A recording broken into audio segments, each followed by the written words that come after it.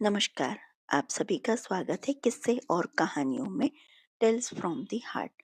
आज हम त्रयोदशी व्रत यानी प्रदोष व्रत के बारे में बात करेंगे। इसकी आपको समस्त जानकारी दी जाएगी। जैसे कि मैं पहले वाले वीडियो में कहती आई हूँ कि जो आपके पास समय ना हो तो इस वीडियो को स्किप करके आप सीधी कहानी सुन सकते हैं, और जो आपके पास समय हो तो जो आप भूखे प्यासे रहते हो तो इसकी समस्त जानकारी के लिए पूरा वीडियो देखें, चाहे 2x 3x पर देखें, लेकिन वीडियो पूरा देखें तो आपको समस्त जानकारी मिलेगी और इसका पूर्ण लाभ मिलेगा। और जो आपको ये वीडियो पसंद आती हैं तो please like share and subscribe करें और कमेंट बॉक्स में हर हर महादेव लिखें। और मेरी जुकाम खांसी हो रही है, इसलिए मेरी आवाज़ को इग्नोर करते हुए प्लीज़ मेरे वीडियो को पसंद करें और लाइक का बटन दबाएं। चलिए शुरू करते हैं। त्रयोदशी व्रत, प्रदोष व्रत। एकादशी की तरह ही हर महीने में 2 बार प्रदोष व्रत भी आता है, जो कि हर शुक्ल और कृष्ण पक्ष की त्रयोदशी तिथि को रखा जाता है। त्रयोदशी तिथि की श्याम काल को प्रदोष काल होता है, इसलिए इसे प्रदोष व्रत भी कहा जाता है। यह व्रत महादेव और माता पार्वती को समर्पित है। इस व्रत को बहुत प्रभावशाली माना गया है। प्रदोष व्रत में महादेव का पूजन प्रदोष काल में ही किया जाता है। माना जाता है कि प्रदोष काल में महादेव का पूजन करने से सभी देवी देवताओं से आशीर्वाद प्राप्त हो जाता है। साप्ताहिक दिवस सोमवार को आने वाले प्रदोष को सोम प्रदोष कहते हैं। मंगल को आने वाले प्रदोष को भौम प्रदोष तथा शनिवार के दिन आने वाले प्रदोष को शनि प्रदोष कहते हैं। वैसे तो त्रयोदशी तिथि ही भगवान शिव की पूजा के लिए श्रेष्ठ है, परंतु प्रदोष के समय शिव जी की पूजा करना और भी लाभदायक है। प्रदोष काल सूर्यास्त के 1.5 घंटे बाद तक माना जाता है। इसके अलावा प्रदोष काल को खास तौर पर महादेव जी की पूजन किया जाता है। माना जाता है कि इस दिन महादेव का व्रत रखने और प्रदोष काल में विधि विधान से महादेव का पूजन करने से वे प्रसन्न होते हैं और सभी मनोकामनाएं पूरी करते हैं। प्रदोष काल को ही ध्यान के लिए और सुषुम्ना नाड़ी को जागृत करने के लिए विशेष समय माना जाता है। ध्यान देने योग्य बात, प्रदोष व्रत एक ही देश के 2 अलग-अलग शहरों के लिए अलग-अलग हो सकते हैं, क्योंकि प्रदोष व्रत सूर्यास्त के समय त्रयोदशी के प्रबल होने पर निर्भर करता है तथा 2 शहरों का सूर्यास्त का समय अलग-अलग हो सकता है। इस प्रकार उन दोनों शहरों के प्रदोष व्रत का समय भी अलग-अलग हो सकता है। कभी-कभी देखने को मिलता है कि प्रदोष व्रत त्रयोदशी के एक दिन पूर्व अर्थात द्वादशी तिथि के दिन ही हो जाता है। सूर्यास्त होने का समय सभी शहरों के लिए अलग-अलग होता है। अतः प्रदोष व्रत करने से पूर्व अपने शहर का सूर्यास्त समय अवश्य जांच लें। महत्व। त्रयोदशी तिथि का मूलतः संबंध चंद्रमा से है। यदि कुंडली में चंद्रमा की स्थिति सही नहीं है तो त्रयोदशी या प्रदोष व्रत करने से लाभ मिलता है। सोम प्रदोष के दिन भोलेनाथ का रुद्राभिषेक और श्रृंगार का विशेष महत्व है।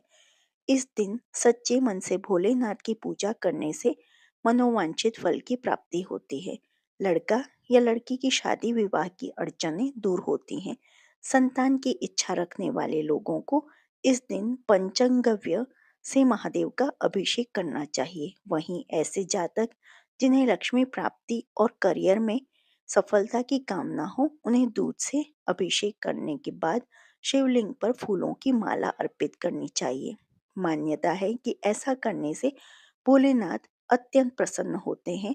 अलग अलग वारों के अनुसार प्रदोष व्रत के लाभ प्राप्त होते हैं।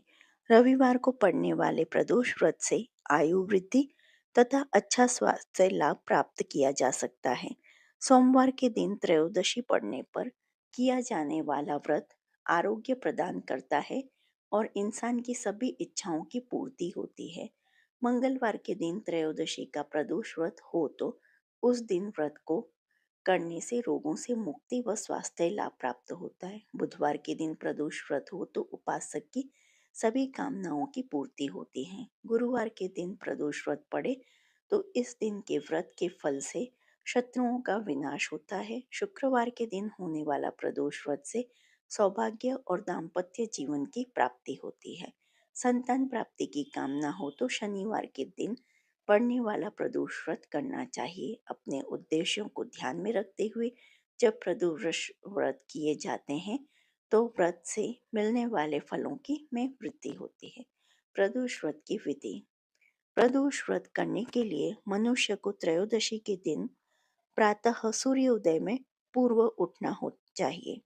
नित्य कर्मों से निवृत्त होकर भगवान श्री भोलेनाथ का स्मरण करें। इस व्रत में आहार नहीं लिया जाता है। पूरे दिन उपवास रखने के बाद सूर्यास्त से 1 घंटा पहले स्नान आदि कर श्वेत वस्त्र धारण किए जाते हैं। पूजन स्थल को गंगा जल या स्वच्छ जल से शुद्ध करने के बाद गाय के गोबर से लीप कर मंडप तैयार किया जाता है। अब इस मंडप में 5 रंगों का उपयोग करते हुए रंगोली बनाई जाती है। प्रदोष व्रत की आराधना करने के लिए कुशा के आसन का प्रयोग किया जाता है। इस प्रकार पूजन की तैयारियां करके उत्तर पूर्व दिशा की ओर मुख करके बैठे और भगवान शंकर का पूजन करना चाहिए। पूजन में भगवान शिव के मंत्र ओम नमः शिवाय का जाप करते हुए शिव को जल चढ़ाना चाहिए। व्रत की कथा, शिव चालीसा और भगवान शिव और माँ पार्वती की आरती करें। प्रदोष व्रत में क्या खा सकते हैं? प्रदोष व्रत यूं तो निर्जला रखा जाता है, इसलिए इस व्रत में फलाहार सेवन का ही विशेष महत्व है। प्रदोष व्रत पूरे दिन रखा जाता है, इसलिए इस व्रत में नियमों का पालन बहुत जरूरी है। परंतु शारीरिक रूप से कमजोर, विक्षिप्त या व्यक्ति शारीरिक रूप से बहुत ही कमजोर है, वो लोग फलाहार का सेवन प्रदोष व्रत के दौरान कर सकते हैं। व्रत उपवास के समय फलाहार और खाना पीना एक ही बार ग्रहण करें और बार बार मुंह जूठा करके आप व्रत को भंग ना करें। इसलिए प्रदोष व्रत में इन सब बातों का ध्यान रखें कि आपको क्या खाना है और क्या नहीं खाना। उद्यापन विधि। इस व्रत को 11 या फिर 26 त्रयोदशियों तक रखने के बाद व्रत का उद्यापन करना चाहिए। व्रत का उद्यापन त्रयोदशी तिथि पर ही करना चाहिए। उद्यापन से एक दिन पूर्व श्री गणेश का पूजन किया जाता है। पूर्व रात्रि में कीर्तन करते हुए जागरण किया जाता है। प्रातः जल्दी उठकर मंडप बनाकर मंडप को वस्त्रों और रंगोलियों से सजाकर तैयार किया जाता है। ओम उमा सहित शिवाय नमः मंत्र की एक माला यानी 108 बार जाप करते हुए हवन किया जाता है। हवन में आहुति के लिए खीर का प्रयोग किया जाता है। हवन समाप्त होने के बाद भगवान भोलेनाथ की आरती की जाती है और शांति पाठ किया जाता है। अंत में 2 ब्राह्मणों को भोजन कराया जाता है और अपने सामर्थ्य अनुसार दान दक्षिणा देकर आशीर्वाद प्राप्त किया जाता है। क्यों किया जाता है प्रदोष व्रत? कहा जाता है कि समुद्र मंथन के दौरान जब हलाहल विष निकला था तो सृष्टि को बचाने के लिए उस भयंकर विष को भी पी लिया था। वो विष इतना ज्यादा असरकारी था कि उसे पीने के बाद महादेव का कंठ नीला पड़ गया था और विष के प्रभाव से उनके शरीर में असहनीय जलन होने लगी थी। तब देवताओं ने जल, बेलपत्र वगैरह से महादेव की जलन को घटाने की कोशिश की थी। जिस समय ये घटना घटी उस समय त्रयोदशी तिथि थी और प्रदोष काल था। संसार को विष के प्रभाव से बचाने के बाद देवताओं ने इसी प्रदोष काल में महादेव की स्तुति की थी। प्रसन्न होकर महादेव ने भी तांडव किया था। तभी से हर त्रयोदशी तिथि को प्रदोष काल में महादेव के पूजन की परंपरा चलती आ रही है और इस दिन रखा जाने वाला व्रत प्रदोष व्रत के नाम से प्रसिद्ध है। एक और पौराणिक एक और पौराणिक कथा के अनुसार चंद्रदेव जब अपनी 27 पत्नियों में से सिर्फ एक रोहिणी से ही सबसे ज्यादा प्यार करते थे और बाकी 26 को उपेक्षित रखते थे, जिसके चलते उन्हें श्राप दे दिया था, जिसके चलते उन्हें कुष्ठ रोग हो गया था। ऐसे में अन्य देवताओं की सलाह पर उन्होंने शिव जी की आराधना की और जहाँ आराधना की वहीं पर एक शिवलिंग स्थापित किया। शिव जी ने प्रसन्न होकर उन्हें न केवल दर्शन दिए बल्कि उनका कुष्ठ रोग भी ठीक कर दिया। चंद्रदेव का एक नाम सोम भी है। उन्होंने भगवान शिव को ही अपना नाथ स्वामी मानकर यहाँ तपस्या की थी, इसलिए इस स्थान का नाम सोमनाथ हो गया।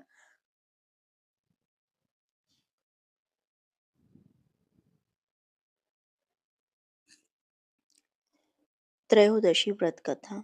स्कंद पुराण में वर्णित एक कथा के अनुसार प्राचीन काल में एक विधवा ब्राह्मणी अपने पुत्र को लेकर भिक्षा लेने जाती थी और संध्या को लौटती थी। एक दिन जब वह भिक्षा लेकर लौट रही थी तो उसे नदी किनारे एक सुंदर बालक दिखाई दिया जो विदर्भ देश का राजकुमार धर्मगुप्त था। शत्रुओं ने उसके पिता को मारकर उसका राज्य हड़प लिया था। उसकी माता भी की मृत्यु भी अकाल हुई थी। ब्राह्मणी ने उस बालक को अपना लिया, उसका पालन पोषण किया। कुछ समय पश्चात ब्राह्मणी दोनों बालकों के साथ देवयोग से देव मंदिर गई।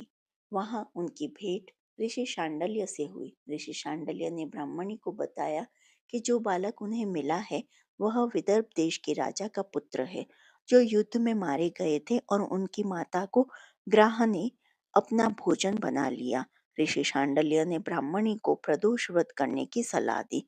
ऋषि की आज्ञा से दोनों बालकों ने भी प्रदोष व्रत करना शुरू कर दिया।